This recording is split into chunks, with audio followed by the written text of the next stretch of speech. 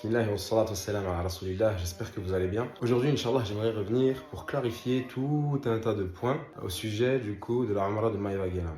Déjà, dans un premier temps, c'était pas un partenariat commercial, comme on a pu le voir. On a été touché de calomnie, ouais, c'était pour l'oseille, c'est un partenariat commercial, etc.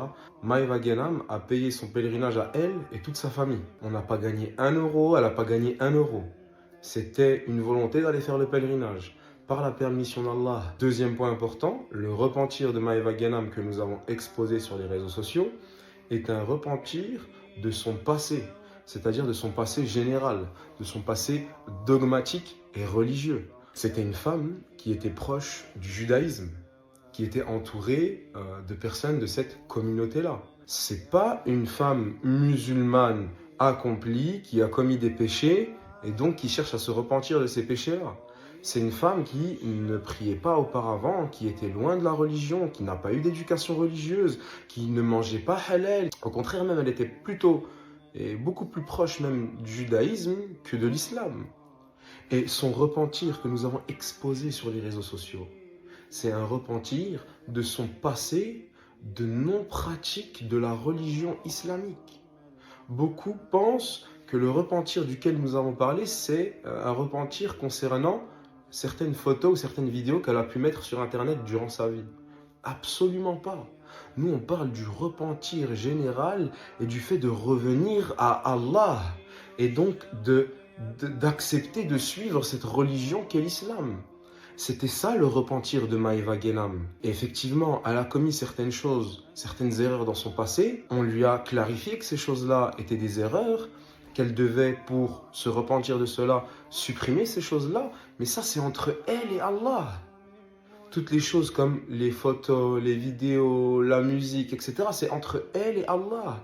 Ceux qui sont venus remettre en cause la sincérité de son repentir, en disant que c'était que pour le buzz, qu'elle n'a fait ça sans sincérité, que c'était dans le but de se donner une bonne image, eh bien je peux vous dire, l'ayant accompagné avec sa famille durant son pèlerinage et ayant vu les œuvres qu'ils ont pu pratiquer, que c'était pas pour le buzz. Je vous dis la vérité, Maïva Ghenam, toutes les téléréalités se l'arrachent. Elle va peut-être avoir, si elle rentre dans n'importe quelle télé-réalité, le plus gros cachet. Le fait de passer de ça à l'islam, c'est pas pour se redonner une bonne image ou gagner de l'argent.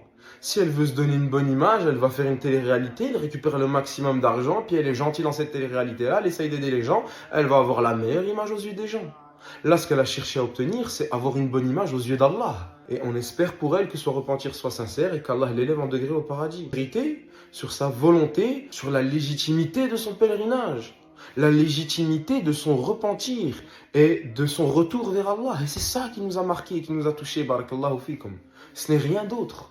Donc oui, elle a commis certaines erreurs qu'on lui a citées en privé et d'autres même qu'on lui a citées en public, mais c'était seulement et uniquement des choses, on va dire entre guillemets, secondaires. Le repentir principal qu'elle a fait et le plus important, c'est d'être passé de fréquentation du judaïsme, de pratique de dogme du judaïsme, à un délaissement de cela pour accepter et suivre l'islam. Et c'est pour ça que nous l'avons accompagnée, parce que c'est quelque chose de grandiose. Et dans cette grande épreuve, énormément de ses fréquentations l'ont délaissée, que ce soit des fréquentations commerciales, des commerces qu'elle a dû délaisser pour Allah, des business, de l'argent qu'elle gagnait qu'elle a dû délaisser pour Allah, des personnes de haute notoriété qui pouvaient lui ouvrir de grandes portes qu'elle a délaissées pour Allah. Je parle de grandes portes dans la vie d'ici-bas.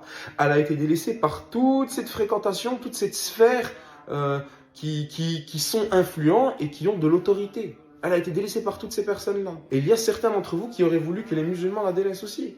Mais pour la laisser à qui? Est-ce qu'il faisait partie du cheminement du messager alayhi salatu wassalam de délaisser les gens dans ces fitanes de troubles et d'épreuves?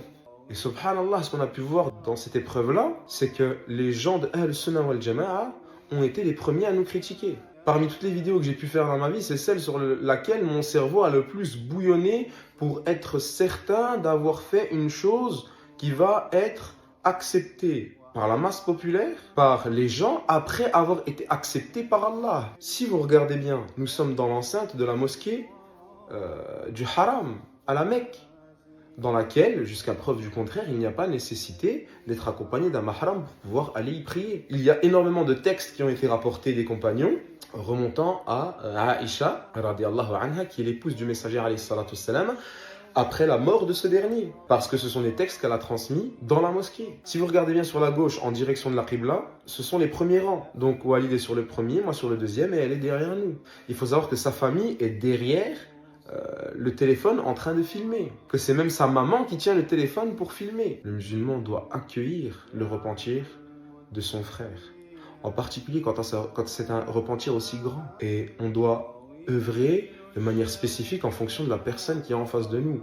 On n'œuvre pas de la même manière avec une personne qui est suivie par des centaines de milliers, même des millions, des dizaines de millions de personnes, avec une personne qui n'est pas suivie.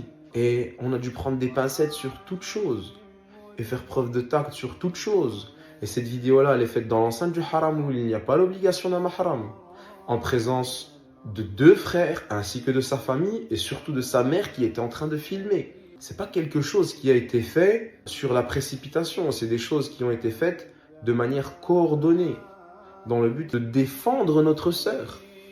De défendre notre sœur qui revient à l'islam et qui est critiquée par des musulmans parce qu'elle revient à l'islam, qui l'accusent de faire ça pour le buzz. C'est incroyable. Elle est proche du judaïsme, elle délaisse tout ça, elle se met toute cette sphère à dos pour rejoindre les musulmans et les musulmans la dénigrent.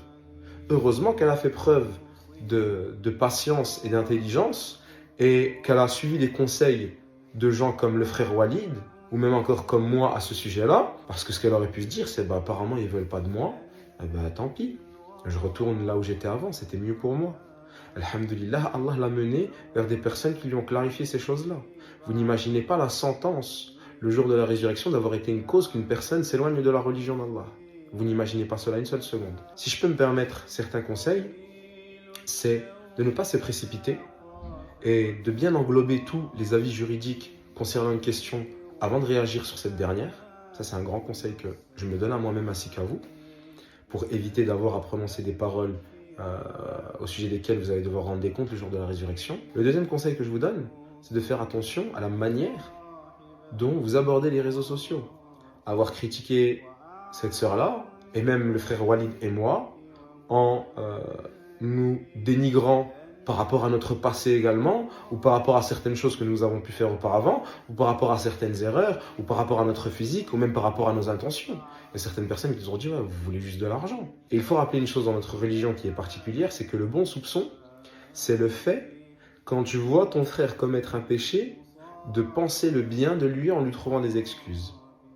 Eh bien, vous avez eu le mauvais soupçon sur des adorations. C'est-à-dire, on fait le bien en apparent, et vous avez eu le mauvais soupçon sur le bien en apparent. Subhanallah. Barakallahu fikum. Parmi les autres conseils que j'aimerais vous donner, c'est de faire preuve de tact et d'être une cause de guider pour les gens. Cette femme-là, elle a subi de grandes épreuves très difficiles, et elle était entourée d'un entourage qui n'était pas islamique, et qui l'a tirée dans des choses qui sont très mauvaises. Le jour où elle a voulu changer de voie dans sa vie, elle a été délaissée par ces gens-là. Il ne fait pas partie de ma méthodologie, ni de la méthodologie des musulmans, le fait de délaisser cette femme-là. Soyez patient, soyez miséricordieux et acceptez le repentir de celui qui se repent en apparent tant qu'il remplit les conditions. Et alhamdulillah, elle a délaissé ses mauvaises fréquentations. Elle a même mis en garde contre elle publiquement dans les polémiques que vous avez pu voir les derniers mois. Elle a pris des positions fermes sur tout un tas de sujets que vous connaissez. Alhamdulillah, qu'Allah a gré son repentir et elle est revenue à Allah. Et je tenais du coup à ce sujet-là à préciser 2 petites choses. Dans la vidéo, elle est filmée en 0,5, donc en reculé, en cinématique. D'ailleurs, vous verrez que le fond n'est pas droit, il est arqué. Donc, comme il est arqué, on a l'impression que durant toute la vidéo, à chaque fois qu'on regarde le sol pour parler à Maëva, on la regarde en plein dans le regard, comme si c'était normal. Non, on regarde le sol. C'est juste que la vidéo a été tournée en 0,5 et donc qu'elle est arquée. C'est pour ça que vous verrez que le minaret et que l'horloge à l'arrière sont également arqués. Et les sourires que nous avions au début de la vidéo, c'est parce que sa maman, au moment où elle nous filmait, avait fait tomber mon matériel et le matériel du frère Walid. Donc 2000 € de matériel qui sont tombés, qu'on aurait pu casser. On s'est dit encore une épreuve parmi les épreuves. Alhamdulillah, on accepte les épreuves, on en a rigolé. Et ensuite, elle a lancé directement la vidéo. C'est pour ça que nous avions des sourires au début. C'était pas pour se moquer de la religion ou pour montrer une ambiance quelconque ou particulière. En tout cas, nous avons œuvré d'une adoration qui était publique et nous avons nos intentions à ce sujet-là. Seul Allah les connaît. Si vous voulez avoir le mauvais soupçon, ayez le mauvais soupçon. Mais sachez que dans notre islam, cela n'existe pas et le bon soupçon est de rigueur dans les choses dans lesquelles vous nous voyez faire du mal. Alors qu'en est-il dans les choses dans lesquelles vous nous voyez faire du bien. Qu'Allah nous pardonne et nous facilite.